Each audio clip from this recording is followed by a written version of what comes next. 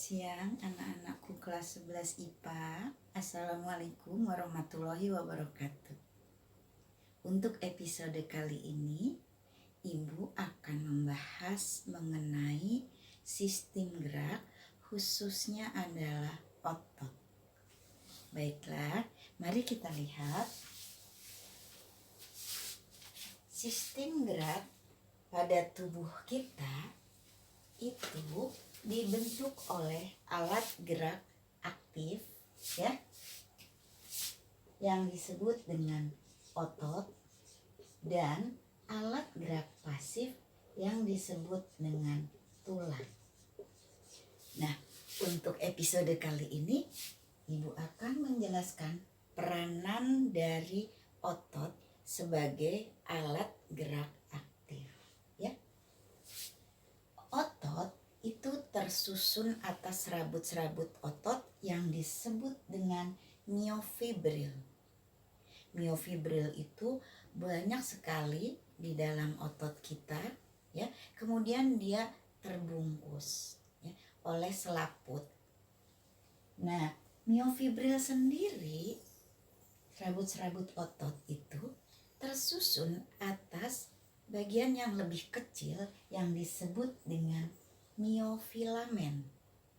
Nah, miofilamen ini dibedakan menjadi dua. Ada miofilamen ini memiliki istilah yang disebut dengan benang-benang otot. Jadi ukurannya lebih kecil daripada miofibril atau serabut-serabut otot, dan miofilamen merupakan bagian dari miofibril. Nah, miofilamen ada dua. Ada yang tipis yang disebut dengan aktin, dan ada yang tebal yang disebut dengan miosin. Nah, pada episode kali ini Ibu akan menjelaskan bagaimana mekanisme gerak dari si otot tadi. Baiklah, jadi otot itu dikatakan bergerak kalau dia itu melakukan proses kontraksi atau relaksasi.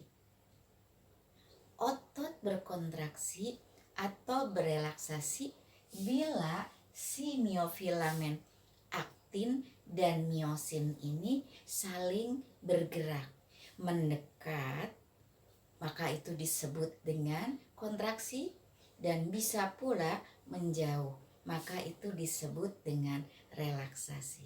Nah, pergerakan si aktin dan miosin yang saling mendekat dan menjauh inilah yang disebut dengan kontraksi otot. Nah, sekarang Ibu akan membahas bagaimana itu mekanisme kontraksi otot atau pergerakan aktin dan miosin itu dapat terjadi. Nah, mari kita lihat gambar anatomi dari otot ya. Garis ini yang tipis ini menggambarkan miofilamen aktin, sedangkan yang diarsir menggambarkan miofilamen miosin. Jadi aktin adalah miofilamennya tipis, digambarkan dengan ini ya nak, dan miosin adalah miofilamen yang tebal. Baik.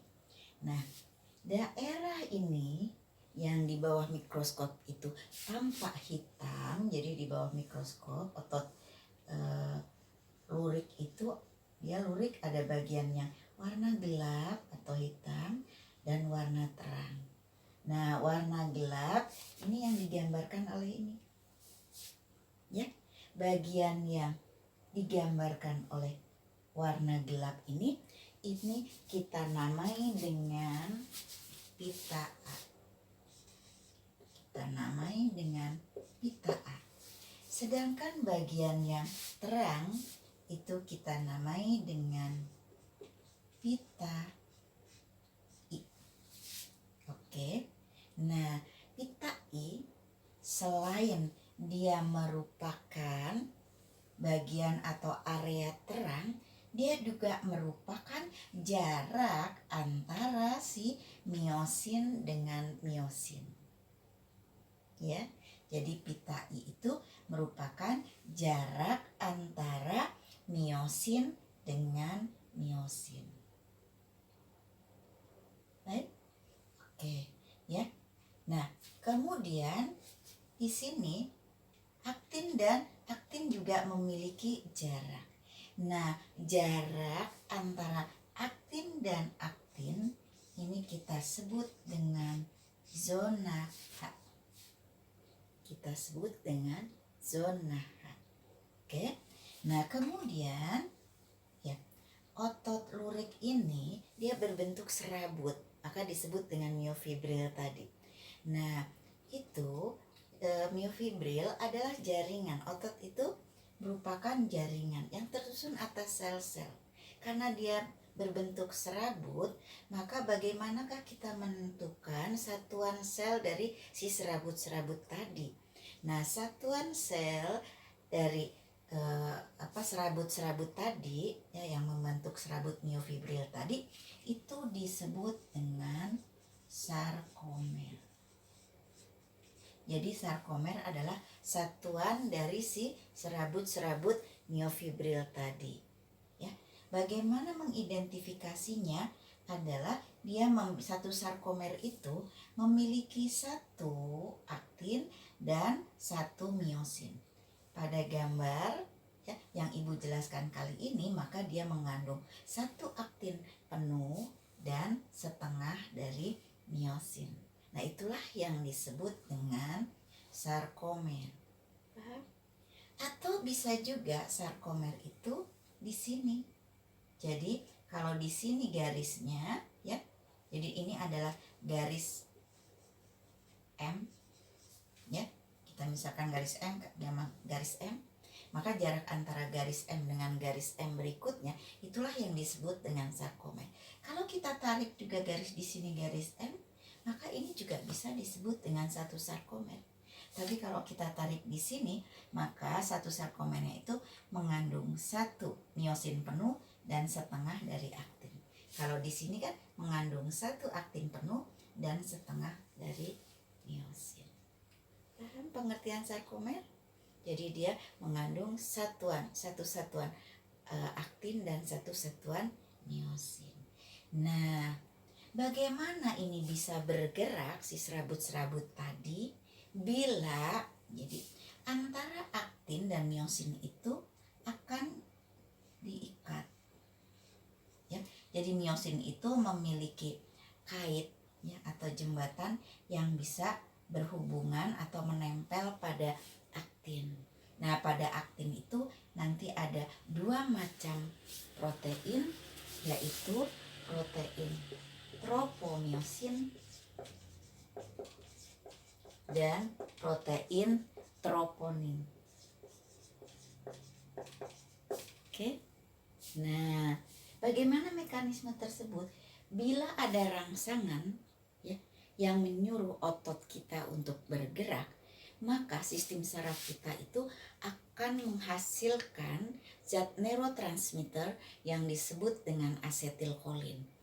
Nah, asetilkolin tadi ya itu akan menyebabkan si ion-ion Ca kalsium yang pada awalnya di luar dari selaput serabut miofibril tadi, akhirnya dia bisa masuk ya. Nah, si ion-ion kalsium tadi kemudian mengikat si tropomiosin, sehingga tropomiosin yang tadinya itu menggandeng si miosin dengan aktin itu, akhirnya dia ini nggak bisa menggandeng si aktin karena tropomiosinnya itu dilepas, diikat oleh ion kalsium. Nah, akibatnya apa? Lepas ikatan ini, jembatan ini. Akhirnya ini akan bisa bergerak. Si aktin dan miosin itu akan bisa bergerak. Nah, gerakannya bagaimana tergantung nanti dari informasinya. Apakah dia harus berkontraksi, berarti ini saling mendekat. Ini saling mendekat. Ya, itu yang disebut dengan kontraksi. Atau bisa juga informasinya dia harus menjauh. Maka itu disebut dengan relaksasi. Ya.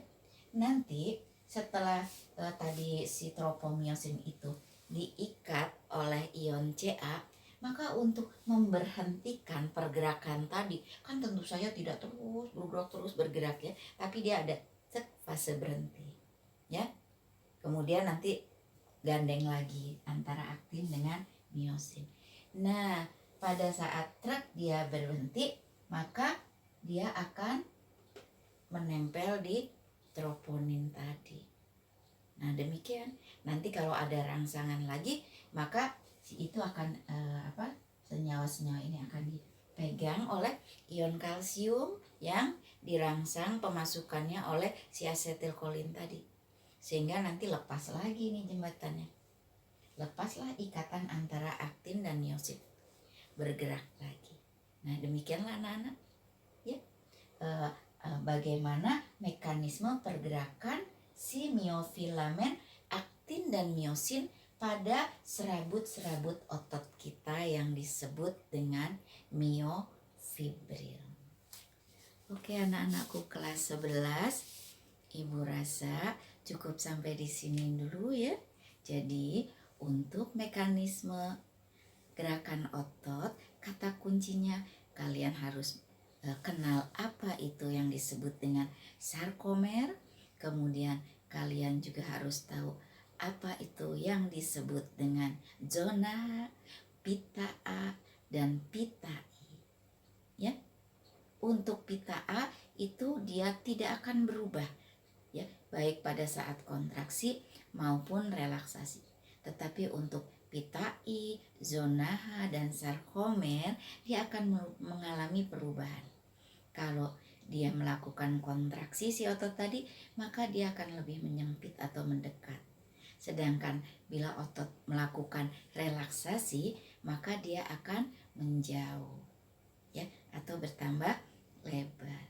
Baiklah anak-anakku, nanti kalian bisa baca juga lebih detail atau kalian bisa mengulang dari hasil penjelasan Ibu dan kalian baca sendiri di buku-buku kalian.